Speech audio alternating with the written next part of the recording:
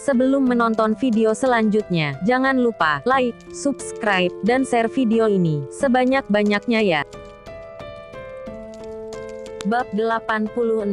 Keadaan Dinar sudah membaik. 2 hari sudah pasca mereka berlibur. Ibu Anita merasa sikap suaminya itu berbeda. "Pah, cepat dimakan nanti keburu dingin," tegur Ibu Anita, melihat suaminya justru melamun di meja makan. Suaminya itu memang kerap melamun akhir-akhir ini. "Oh iya mah, papa makan." Pak Hartoyo menyantap makan malamnya. Selesai makan malam, Ibu Anita membuatkan secangkir teh hangat untuk suaminya itu. "Pak," panggil Ibu Anita berjalan ke arah ruang keluarga. "Kemana dia?" gumam Ibu Anita. Biasanya setelah makan malam Pak Hartoyo selalu duduk bersantai di ruang keluarga. Bu Anita kembali berjalan seraya membawa nampan yang dengan secangkir teh hangat. Sampai ia menemukan Pak Hartoyo tengah berada di pekarangan belakang. Pintu kaca di sana membuat Ibu Anita heran melihat gerak-gerik sang suami, yang tengah mondar-mandir dengan gelisah. "Pah," suara sang istri mengagetkannya. "Diminum dulu Pah," meletakkan teh yang dibuatnya di meja. "Oh ya, terima kasih. Papa sedang apa?" selidik Ibu Anita. "Sedang apa? Tentu sedang menikmati udara malam," jawab Pak Hartoyo berusaha terlihat tenang.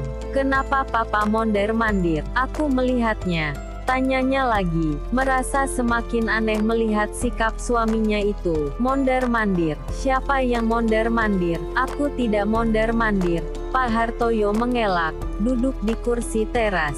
"Katakan padaku, Papa sedang ada masalah apa?" Bertahun-tahun Ibu Anita mendampingi Pak Hartoyo. Ia yakin suaminya itu tengah menyembunyikan sesuatu darinya. Sangat tergambar jelas dari sikapnya yang semakin aneh. "Katakan padaku, apa yang Papa sembunyikan?" desak Ibu Anita membuat Pak Hartoyo semakin ketar-ketir. "Katakan Pak." Ibu Anita sedikit meninggikan suaranya. Ia tidak bisa dibohongi. Pak Hartoyo benar-benar tengah menyembunyikan sesuatu darinya. "Aku sudah menabraknya." "Menabrak?" ucapan Pak Hartoyo bak petir di siang bolong. Sejak kapan suaminya menabrak seseorang? Ia tidak pernah tahu. "Siapa yang Papa tabrak? Kapan kejadiannya?" cecar Bu Anita, menuntut penjelasan. "Jawab Pak," desaknya kembali melihat Pak Hartoyo yang tetap terdiam.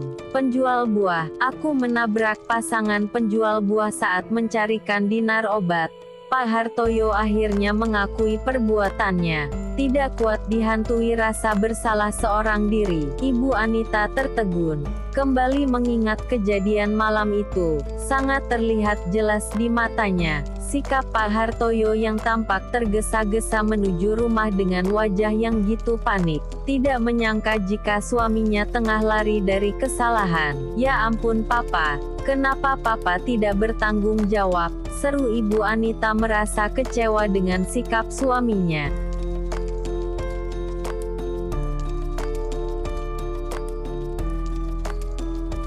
"Papa tidak mau dipenjara mah. Papa tidak mau pisah denganmu dan Dinar." Lirih Pak Hartoyo menyesali perbuatannya. Keadaannya saat itu pun belum benar-benar menjadi pengusaha sukses. Rasanya dia tidak mampu membeli hukum yang menjeratnya. Menyerahkan diri pun ia tidak mau. Rasanya tidak sanggup berpisah dengan anak dan istrinya. Ibu Anita terduduk lemas di kursi. Pikirannya seketika kacau. Ternyata malam itu menjadi malam malapetaka untuk keluarganya. "Tolong Papa, jangan katakan ini pada siapapun. Papa tidak ingin berpisah denganmu dan Dinar," Pak Hartoyo memohon. Bersimpuh di hadapan sang istri, Ibu Anita terdiam, diambang dilema. Hatinya juga tidak ingin berpisah dengan suaminya. "Baiklah, aku tidak akan mengatakan pada siapapun," jawab Ibu Anita. Akhirnya menuruti permintaan suaminya. Ia tidak tahu apa yang dilakukannya itu benar atau salah. Selama beberapa bulan hidup keluarga kecil itu dirundung kecemasan.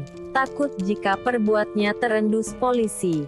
Tapi kasus itu tidak pernah terendus. Pak Hartoyo kembali menjalani kehidupannya dengan tenang, benar-benar lari dari kesalahannya. Flash off, aku dan suamiku benar-benar menyesal Melati. Suamiku tidak sengaja melakukan itu, jelas Ibu Anita. Berharap Melati memaafkannya juga suaminya. Kamu dengar apa yang sudah orang tuamu lakukan? Melati mengepal geram telapak tangannya, mendengar cerita Ibu Anita, seperti membuka luka lama yang teramat perih. Dinar mematung mendengarnya, rasanya tidak percaya mendengar pengakuan ibunya tentang sikap papanya yang tidak bertanggung jawab, dan ibunya yang justru menutupi kesalahan itu. Aku benar-benar minta maaf Melat. Benar-benar minta maaf, Ibu Anita memohon, seraya menangis. Maaf, apa kalian tahu bagaimana beratnya hidupku yang sebatang kara?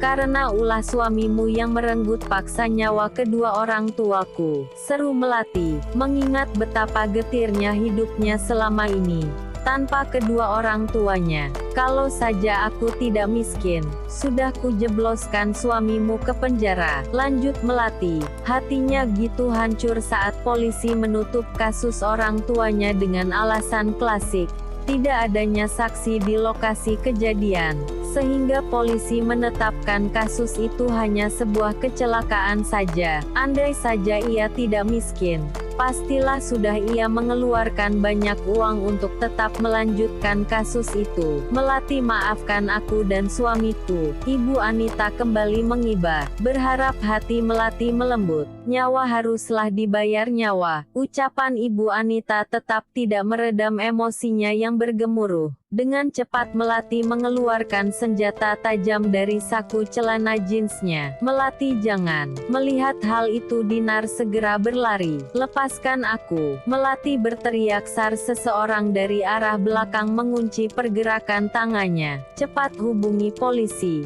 perintah Darwin pada Cindy. Keduanya sempat melihat Melati, dan memutuskan mengikuti gadis itu sampai ke sini. Darwin dan Cindy mengendap-endap masuk lewat pintu belakang, berniat akan membebaskan Ibu Anita. Dengan tangan yang gemetar Cindy meraih ponselnya, bergegas menghubungi polisi.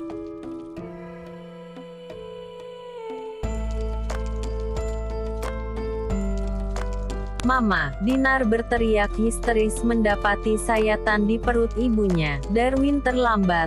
Melati sudah lebih dulu mencapkan pisunya di perut Ibu Anita. Damar segera menggendong Ibu Anita memasukkannya ke dalam mobil. Darah segar mengalir, membasahi kemeja putih yang dikenakannya. Mama, bertahanlah. Sepanjang perjalanan air mata Dinar terus berderai, berharap sang ibu bertahan. Damar melajukan mobilnya dengan sangat cepat. Ia pun tiba di rumah sakit terdekat. Ibu Anita langsung ditangani oleh petugas medis, sedang Dinar dan Damar hanya bisa menunggu dengan cemas di depan ruang IGD. Dinar, bagaimana keadaan Ibu Anita? Darwin dan Cindy pun segera menyusul ke rumah sakit. Setelah menyerahkan Melati pada polisi, masih ditangani, jawab Melati masih dengan air mata yang terus menetes. Aku benar-benar tidak menyangka jika Melati seperti itu, ujar Cindy. Sejak awal firasatnya sudah mengatakan,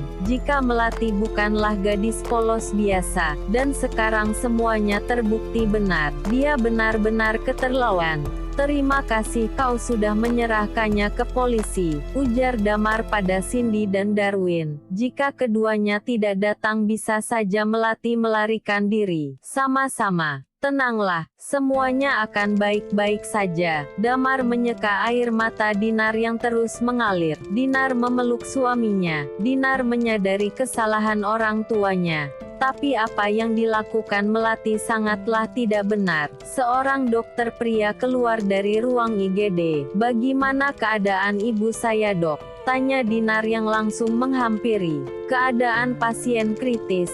Kami akan memindahkannya ke ruang ICU. Mendengar penjelasan dokter, air mata Dinar kembali membasahi wajah cantiknya. Dadanya terasa sesak. Tidak bisa membayangkan jika ia harus kehilangan orang tua yang dimiliknya satu-satunya.